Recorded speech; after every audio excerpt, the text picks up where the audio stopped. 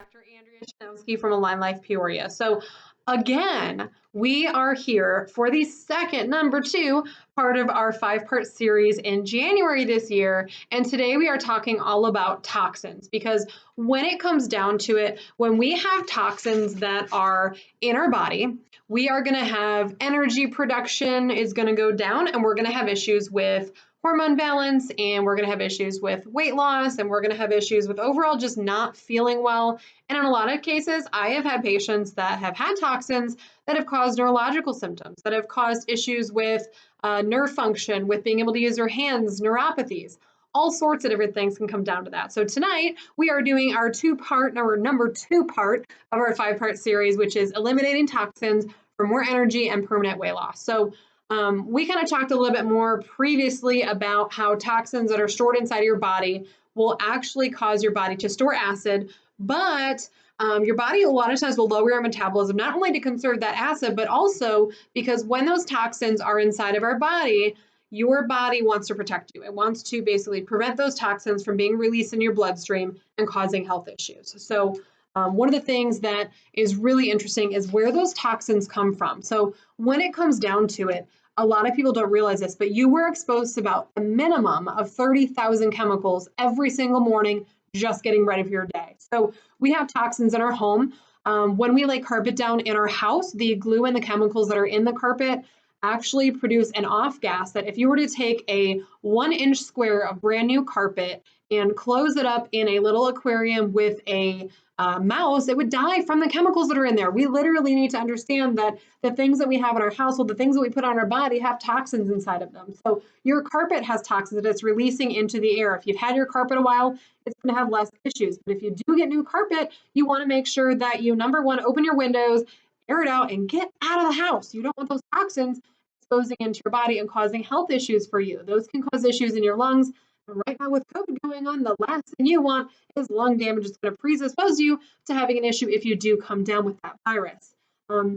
We can also have toxins in the bedrooms. A lot of times our mattresses have chemicals inside of them that tend to, again, air out. And as you're breathing and sleeping on your bed or sleeping on your sheets that may be covered in chemicals that are there to extend the life of the material, or chemicals that are designed to help with stains, a lot of times that chemical can absorb through your skin, or you're breathing it into your body when you're sleeping at night. We can also have chemicals as well in the bathroom. When you're brushing your teeth, there's chemicals inside of our toothpaste. When you're washing your face, there's a lot of times chemicals and even hormones and parabens and things that are inside of the beauty products we put on. If you're washing your face, if you're brushing your teeth, if you're putting on makeup, if you're spraying perfume and deodorants, those things have chemicals inside of them that can actually be absorbed through the skin, that can be breathed in, that can be actually ingested from the food that we're eating as well. So when we are cleaning our food, or when our food is wrapped in plastic at the store, we are getting phthalates on our food, and then we're eating our food, and we're washing our food, and we're putting those things in our bodies, and we're getting toxins from parabens, from phthalates. Even some of the additives in our food are toxic as well that can be stored in our bodies. So we need to understand that we have toxins everywhere, in your home, in your carpet, in your bedroom, in your bathroom. The foods and things that you're putting in your body, the products you're using to clean your house have chemicals inside of them that, again, that you're breathing in and you can absorb through your skin. And let's face it, if you got kids or pets in the house, they're chewing on stuff, putting it in their mouth. They're getting that exposure directly ingested for them. We also have toxins in our environment. A lot of times the air that we breathe has toxins inside of it. We have everything from pollution in our air to a lot of times even issues with like off-gassing, again, coming down from the chemicals that we have in our house. So electronics actually put off some chemicals in the air as well. So if you're working with a lot of electronics, that can also cause some toxin exposure that you're breathing in. We also get radiation from electronics as well. It's small amounts, but small amounts add up over a big time. In our soil, we have pesticides and things that are being sprayed on our food so that it is not getting attacked by pests. But in reality, that pesticide is in the water. It goes down below the plant, gets absorbed through the roots. We have pesticides inside of our food. And what's really interesting is in the US and actually in the world, there is no place that does not have pesticides in it, because those pesticides actually have been put up through the jet stream and the airstream and actually deposited on the top of the Himalayas. They found pesticides on the top of the mountains because they're everywhere. But we have chemicals literally surrounding us. And those toxins, if we're not reducing our exposure, go into our body, get stored in our body if it doesn't have enough of the right nutrition to eliminate those, and that can cause a lot of health problems. So one of the biggest areas that I tend to see toxins stored is inside of fat cells.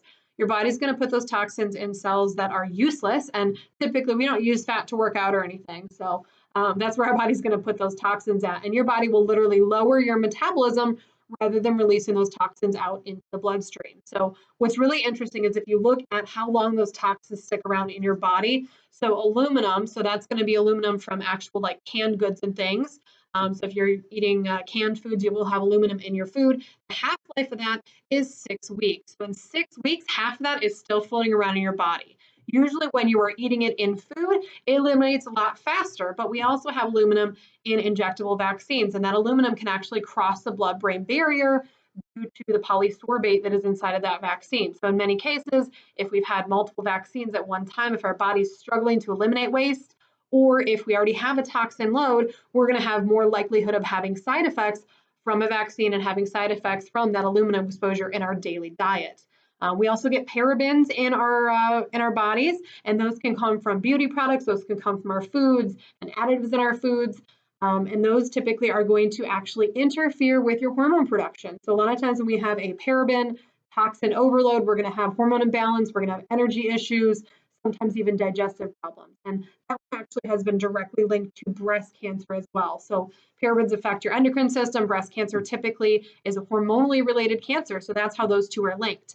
Splenda or sucralose is a sugar artificial sweetener that is used in a lot of our foods, specifically more baked goods and things like that. But the half-life of that is 1 day, so it sticks around in your body for a minimum of 1 day, half of it's still there, and that has actually been directly shown to cause and interfere with DNA and the actual damage to that DNA that can be permanent if your body struggles to correct that. So in many cases, I usually recommend either A, just use regular sugar, use honey, use a more alternative or a more natural option than those artificial sweeteners.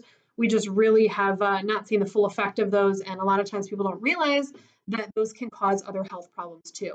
The pesticides that I mentioned earlier, those typically, the half-life of those is 7 years. So in 7 years, you still have some of those floating around in your body. And again, those are stored in your fat cells.